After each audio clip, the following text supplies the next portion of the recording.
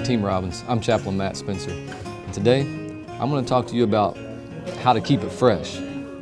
So back in the day, the East Coast was starting to eat a lot of codfish, and the West Coast didn't have cod, but they really wanted to enjoy the same type of fish, the cod, that the East Coast was enjoying.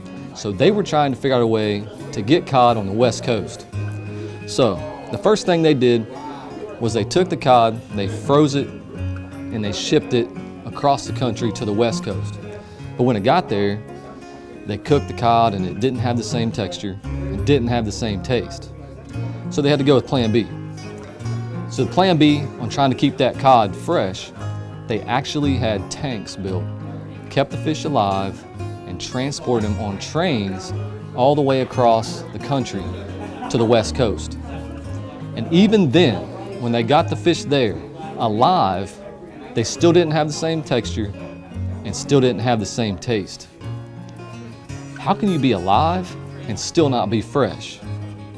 So the next thing they did, last-ditch effort, to figure out how they could get cod to the West Coast and keep it fresh, they realized that the natural predator to the codfish is a catfish.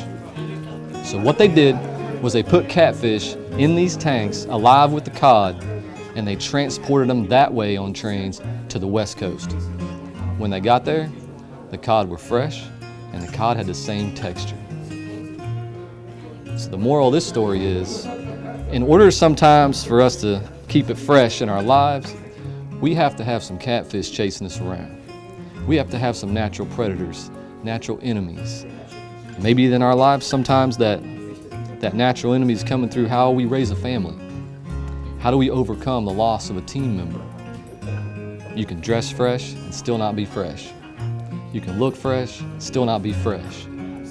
So, I'm asking you today, those natural enemies, those natural predators in your life, in my life, in the lives of our team members here at Robins Air Force Base, we need faith.